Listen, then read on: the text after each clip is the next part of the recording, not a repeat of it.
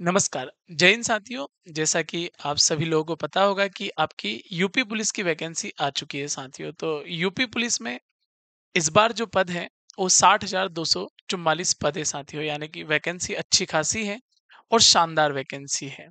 और अगर आप लोग एसएससी जीडी की तैयारी कर रहे हैं तो लगभग लगभग सिलेबस भी उसी की तरह है। तो मैं पूरा का पूरा आप लोगों को उसके बारे में जानकारी दे रहा हूँ कि भाई यूपी पुलिस की भर्ती की प्रोसेस क्या है, पद क्या है, फॉर्म कब से आप लोगों के डलेंगे, ये संपूर्ण जानकारी मैं आप लोगों को बता रहा हूँ। सबसे पहले अगर अपन पद की बात कर लेते हैं तो 60,244, जो कि मैं आपको बहुत पहले बता चुका हूँ कि इतने पद आने वाले थे, ये भी हमने पहले बताया था और आपको ये भी पता होगा कि आ भी चुके हैं इतने भाई। अब अगर हम बात कर लेते हैं कि भाई ऑनलाइन फॉर्म कब से डलेंगे, तो 27/12/2023 से आप लोगों के ऑनलाइन फॉर्म डलेंगे। क्लियर है? तो ये कब तक डलेंगे? तो ये डलेंगे 16 जनवरी 2024 तक। यानी कि लगभग लगभग आपके पास यहाँ से अगर देखा जाए तो 20 दिन का समय है। और अगर फॉर्म में संशोधन करना है, करेक्शन की जो डेट है वो है 18/1/2024 साथियों। क्लियर है? यानी कि आप जितनी जल्दी हो सके उतनी जल्दी आपको फॉर्म सबमिट कर देना चाहिए। तो ये तो ऑनलाइन प्रोसेस आपको पता चल गया है कि 27/12/2023 से आप लोगों के फॉर्म डलना स्टार्ट हो रहे हैं, जो कि 16 जनवरी 2024 तक है साथियों। अगर मैं बात कर लूँ कुल पदों की, तो कुल पदों के ऊपर हम पहले ही चर्चा कर चुके हैं कि 60,244 हमारे पद रहे हैं। पर उसमें अगर मैं बात कर लूँ साथियों अनारक्षित पदों की, तो वो है 24,102 पद। यानी जनरल वालों के जो पद है वो है 24,102। ईडब्ल्यूएस की अगर मैं बात कर लूँ साथियों तो वो है 6,024 पद। उसके बाद अगर ओबीसी की मैं बात कर लेता हूं तो ओबीसी के जो पद है वो कितने 16,264। एससी की अगर मैं बात कर लेता हूं तो 12,650। और अगर मैं एसटी की बात कर लेता हूं तो 1,204 पद है। यानी कि कुल मिलाकर टोटल पदों की अगर हम बात कर लें तो 60,244 हमारे लिए पद है। और इतने पद होना मतलब कहीं ना कहीं सिलेक्शन आपका निश्चित तौर पे हो जाएगा। तो आप बेहतरीन तैयारी में लगे रहें। आगे और अगर मैं बात कर लेता हूं तो जो एज लिमिट है ये बड़ा महत्वपूर्ण पहलू है, इसे आप बड़े ध्यानपूर्वक समझें। भर्ती के लिए आवश्यक है कि पुरुष अभ्यर्थी ने दिनांक 1/7/2023 को 18 वर्ष की आयु प्राप्त कर ली हो और 22 वर्ष की आयु प्राप्त ना की हो। यानी कि 18 से 22 साल के बीच में आपकी उम्र होना चाहिए। और किस डेट ऑफ बर्थ के बीच होना चाहिए तो वो भी उन्होंने बताया है कि अभ्यर्थी का जन्म 2 जुलाई 2001 से पूर्व तथा 1 जुलाई 2005 के बाद का नहीं होना चाहिए। यानी कि इन दोनों डेट के बीच में आपका जन्म होना चाहिए। अगर इन दोनों डेट के बीच में आपका जन्म हुआ है तो आप फिर यूपी पुलिस का फॉर्म भर सकते हैं साथियों। महिला अभ्यर्थी के लिए अगर मैं बात कर लूँ तो 1/7/2023 को 18 वर्ष की आयु प्राप्त कर चुकी हो या 25 वर्ष की आयु प्राप्त ना की हो। यानी महिलाओं के लिए जो उम्र का क्राइटेरिया वो है 18 से 25 वर्ष।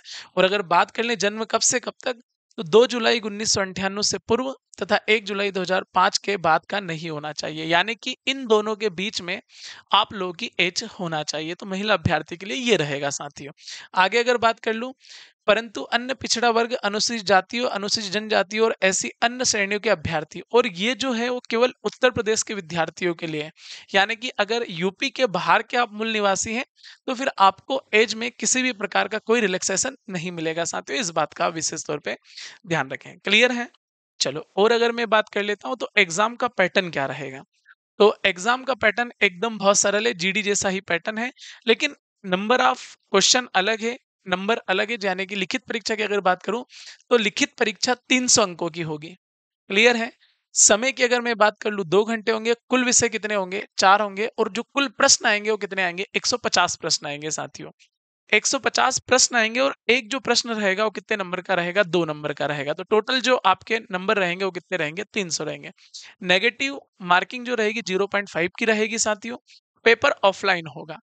अभी तक जितने भी आपके पेपर हो रहे थे वो सारे के सारे कैसे हो रहे थे? तो आप बोलेंगे सर ऑनलाइन हो रहे थे। लेकिन यूपी पुलिस का जो आपका 60,244 पदों के लिए भर्ती किया जा रहा है, 27 तारीख के जिसके फॉर्म डलेंगे उसका जो पेपर है ऑफलाइन होगा। इस बात का विशेष तौर पे ध्यान रखें।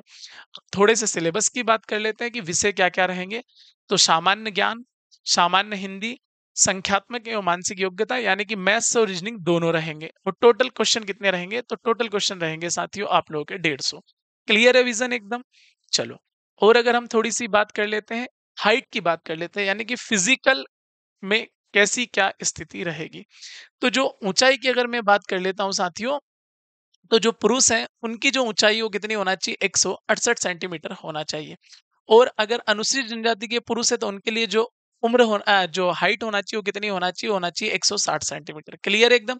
और अगर मैं सीने की बात कर लूँ, तो जो सीने का फुलाव होना चाहिए, वो होना चाहिए सामान्य और ओबीसी के लिए 79 से कितना होना चाहिए? 84 होना चाहिए। क्लियर है? और अनुसूचित जातियों के अभ्यर्थियों के लिए 77 से कितना होना चाहिए? 82 होना चाहिए। लेकिन एक बात ध्यान रखना कि इसमें सभी का जो सीना है, वो फूलने की जो न्यूनतम कैपेसिटी वो कितनी होना चाहिए? 5 सेंटीमीटर होना अनिवार्य है। क्लियर है विज़न? चलो और थोड़ी-सी बात कर लेते हैं।